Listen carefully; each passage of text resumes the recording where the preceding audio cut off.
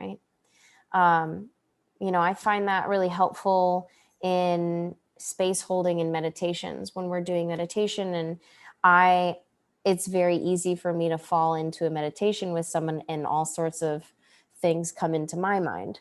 Or when there's students in meditation and I'm teaching and they start moving, or I hear them shuffling around or something, and I'm like, oh, I need to quick get them out because they're having a bad time or something.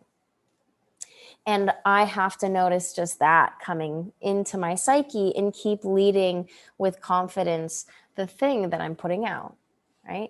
And even if you leading with confidence, the thing you're putting out is you leading with confidence with not the exact words. You can still confidently teach people how to do a camel, right? How many times have you done a camel pose? So, it's important to just recognize those things in your teaching. And this to me is the fun stuff. Teaching other people is so boring unless you're getting something out of it. Like, let's be real. How boring would it be to get up there and teach and then leave and everyone be like, bye?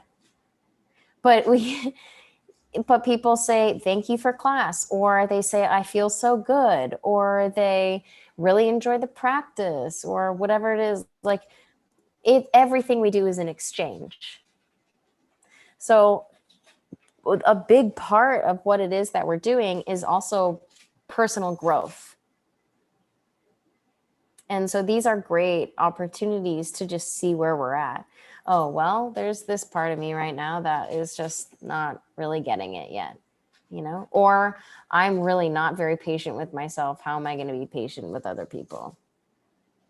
Because that is, if you don't have a lot of patience right now, when you have a room of 25 basically grown-ass children having a hard time on their mats, you will become patient because you have no choice.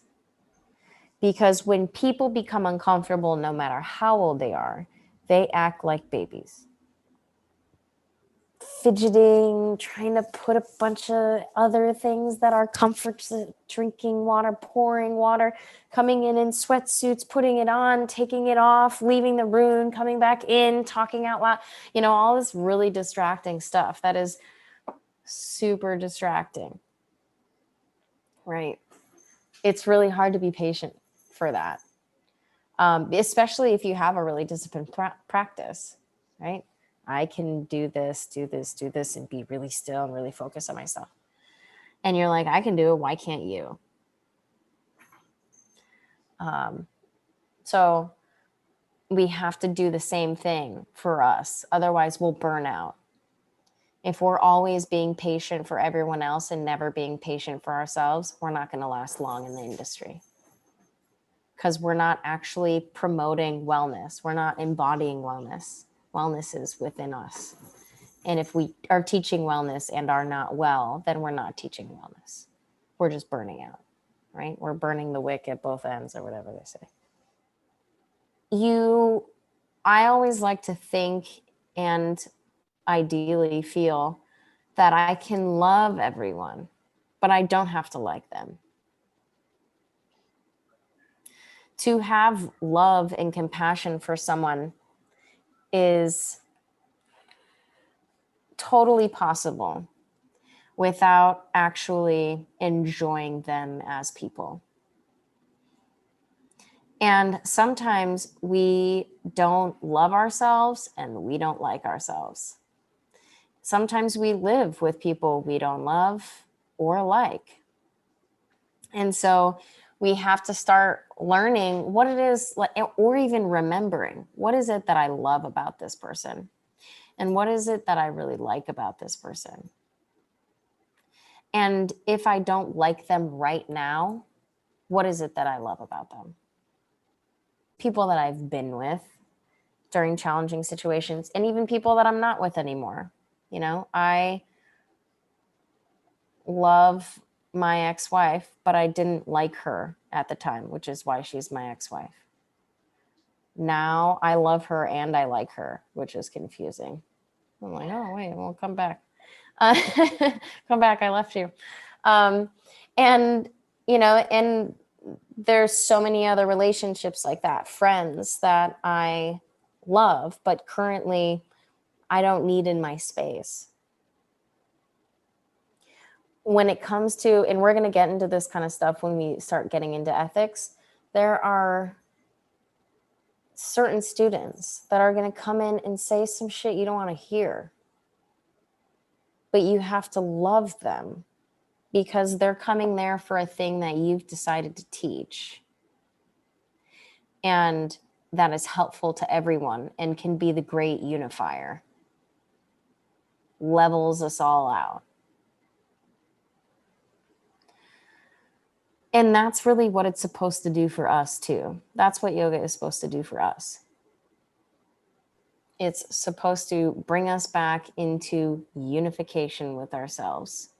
All the stuff that we didn't like about ourselves, we get to see and hopefully start liking, maybe even start loving, right? Yoga teaching is hard and sometimes it's relentless. It's like parenting, except you don't have unconditional love for them because you didn't create them. Sometimes you don't have anything at all for them, but they showed up and gave you money. So now you just have a room for them to practice in. When I was doing hair, I had people that I saw once a month, every month for 4 years. And I, maybe was doing some mushrooms, but I was like, wow, people have if you haven't done mushrooms before, that could be really helpful for yoga teaching. Just don't tell anyone I told you that. It's, you're an integral part of people's lives at some point. And you can make a decision to be a good part of their lives or a conflicting part of their lives. I like to think of all of us in our own little microcosmic bubble. And we all have our own worlds, and our worlds include no one else. They're literally just ours. We have all these stories about all the relationships we've ever had. And our bubbles don't include anyone else in our bubbles except us. It's just us. And so we have all these different stories. And our story knocks up against another story and changes our story. Do you want to be a bubble, bumping another bubble and changing their story for the positive or for the negative? And if you're not sure of how to do that or change that, if you're like, well, it's hard to be in my bubble. The only thing that can change you in your bubble is you. So what is it that's going on inside of our bubble that we can do, that we can sit with? How is it that how far back even within the writings of our bubble can we go to rewrite the story that we actually want to be a part of? You ever have some of those days where the vision of who you are is over here and the vision of who you want to be is over here? And you're like, right? And getting them to match feels and seems near impossible. And sometimes it's always like that. So the real work happens when we start figuring out how to blend those bubbles within our own bubble, the us that we are and the us that we want to be. It's deconstructing all of us. Most of the time, the only thing that's in our way is us.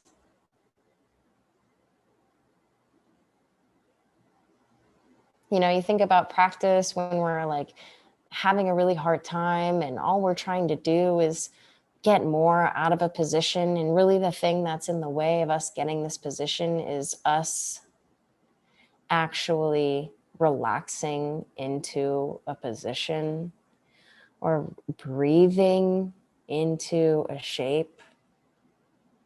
All we had to do was change something we were doing and something became easier. Wow, isn't that nice? And that's with everything.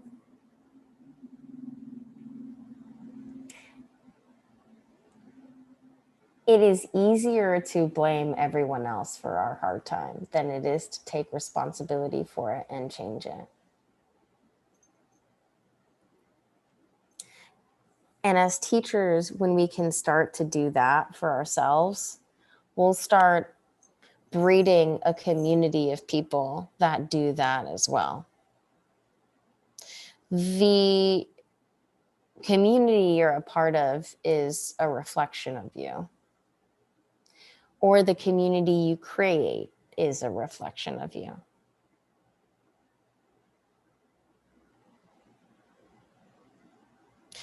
And you can also maybe fall into a community that you don't want to be a part of anymore.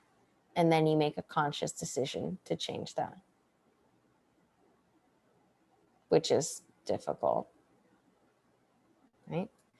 So whether it's because you are in therapy or because you journal or because you do mushrooms or because you take long walks or all of the above together, preferably not simultaneously, you start to change your experience.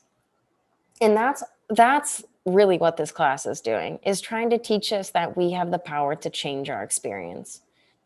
That's it. That's the only reason that there's heat and humidity in there, because it changes our experience and fast.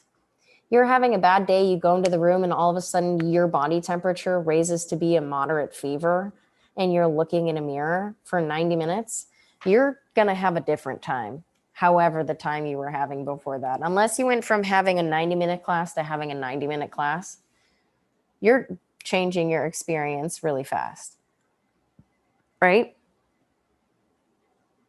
And your body changes really fast when you add heat and humidity to it, like any piece of metal, like any tight part. You heat it up, it softens. Okay, great. You add these postures, and all of a sudden, the body's totally different. Now, at that point, you can go two ways.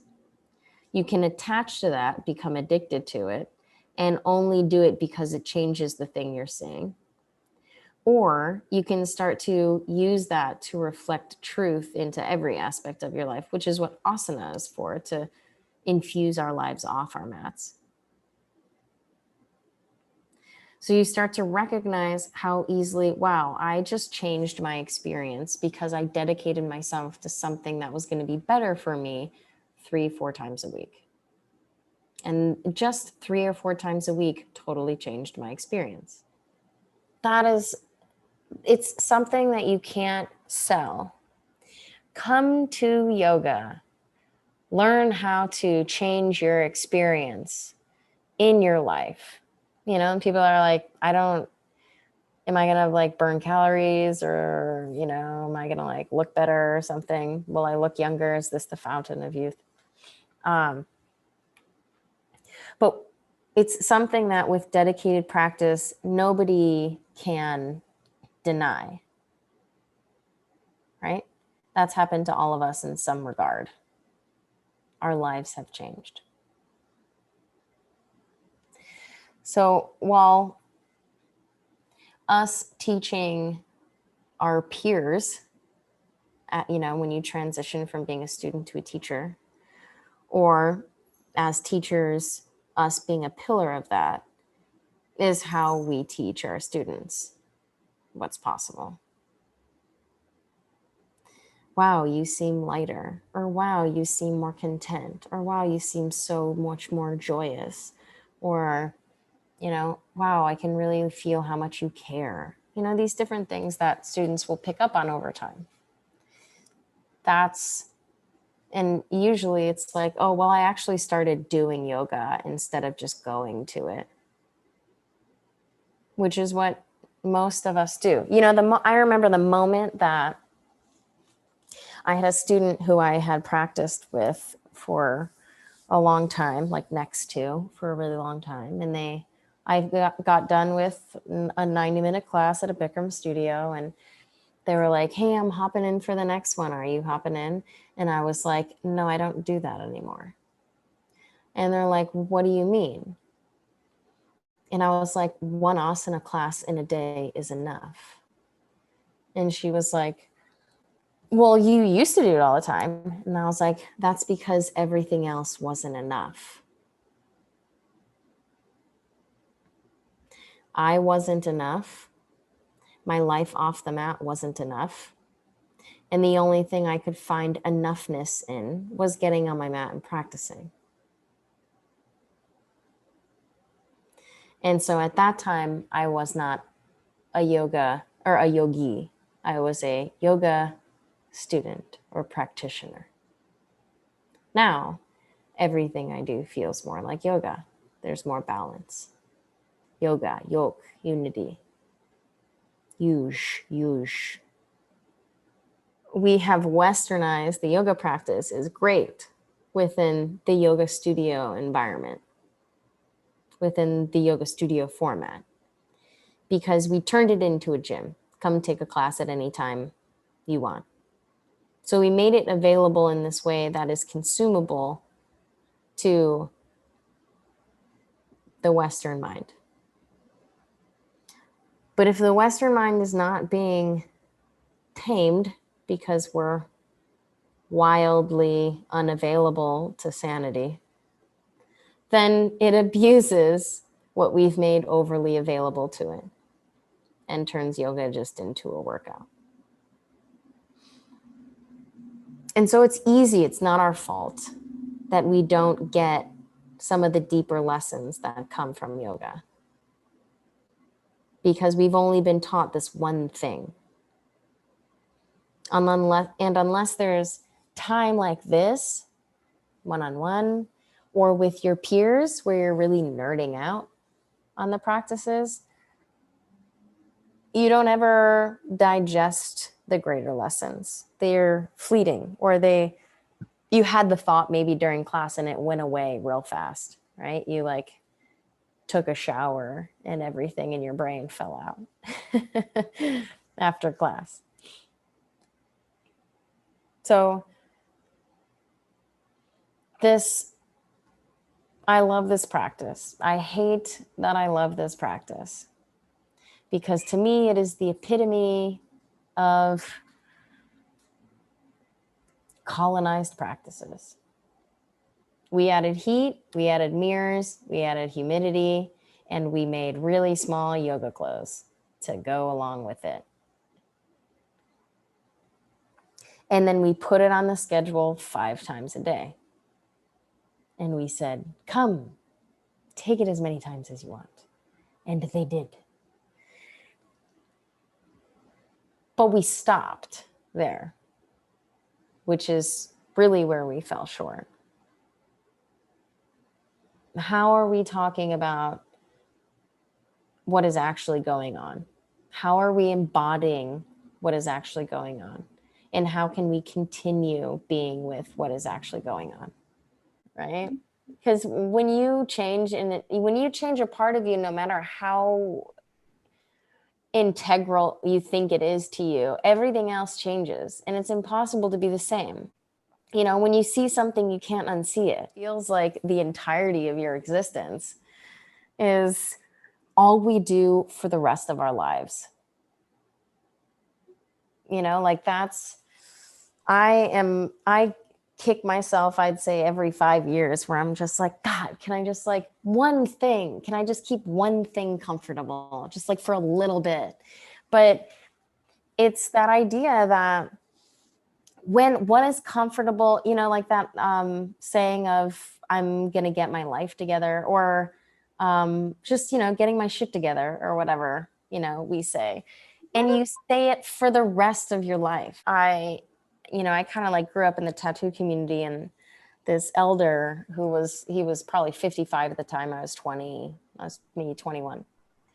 It was his 55th birthday, and we all went to play whirly ball, which if you don't live in Chicago, you don't know what that is, because it's only a thing here. You play bumper cars and basketball at the same time. And so, this 55-year-old man owns a tattoo shop, has 2 kids, is married. All the, community comes out for his birthday. And I was like, well, what have you learned in your 55 years of being alive? And he was like, I still don't know what I want to be when I grow up. And it was the most disappointing thing to hear ever, because especially when you're in your 20s, all you want to hear is that there's some sort of relief somewhere down the line. But there's not, which is not reassuring. But it's also comforting in knowing that, we make decisions that in the moment feel very difficult, and are big decisions, seemingly big decisions, to put our lives in a different trajectory than they've been going, because big sweeping shifts send us towards new places. And especially getting rid of the old and welcoming in the new, getting rid of the old really pulls us from our attachment to what we thought was supposed to happen for us. And that hurts, because the thing that we've had around is most likely still there and comfortable in some ways, even though it brings us such discomfort. And then we start our new life, and it's scary and it's painful, but it's everything we asked for. And then I have a decision to make. Either stick with the one that we made that's painful, or go back to the one that's painful. And so what do? You just make a decision. Whichever one you pick is the right one, because you picked it. But you will make that kind of decision a million more times.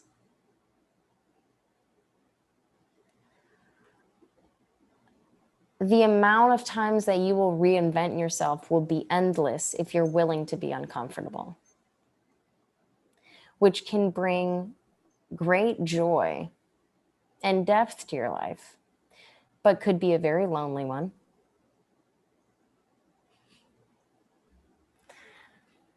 Which, what does even that mean? How lonely are you maybe in the life you're in right now?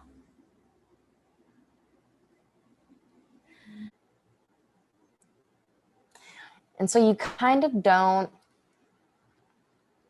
fear being uncomfortable anymore, because you've done it so many times. And that, I think, is why we practice yoga, because it's really not comfortable to practice yoga, especially when there's pain in our bodies and in our minds. But there's those moments after practice, minds do feel at ease, which brings us comfort. And that happens too after those big shifts and changes in our lives. Whether it's just because we're going for a walk and we feel a sense of freedom that we haven't felt in a really long time, or because we're doing something new that feels so true to us that we did on our own and nobody can take it away. It's for those moments, really, right?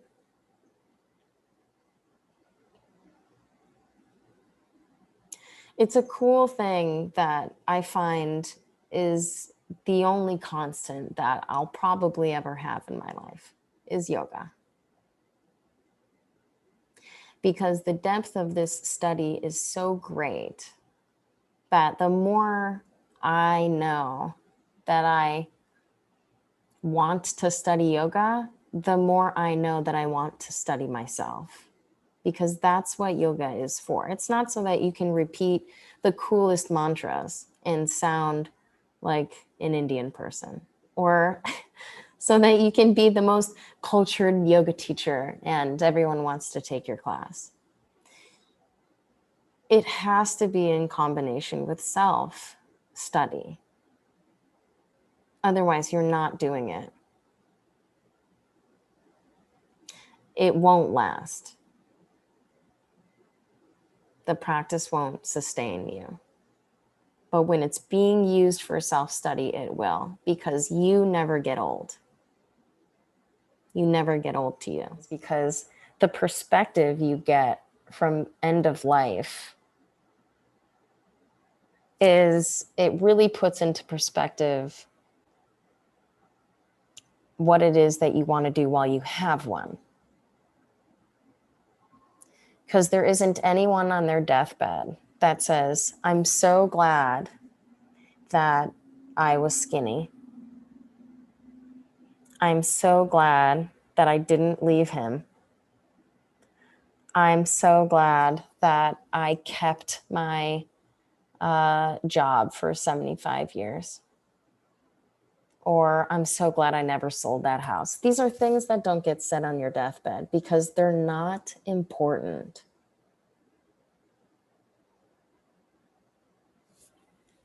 The things that end up being important are the deep connections we have with the people around us, with how we impacted the people around us, with how we impacted the world, with the things that we were able to be a part of. And it's great perspective to just see what it is we need to put importance towards while we're living. Right? End of life preparation starts while we're alive. And that's really all we're doing. I mean, as far as like Buddhism is concerned, all we're doing is preparing for death. All you want is the word of God. They say the word of God on your tongue, which is mantra. And to not resist, because resistance is suffering. Yeah. Yoga is just another way to prepare for death. How can I be less resistant to everything that is happening in my life? And then take charge and create the reality that I want to be a part of, and know that it feels like something. Life sucks. Life's hard.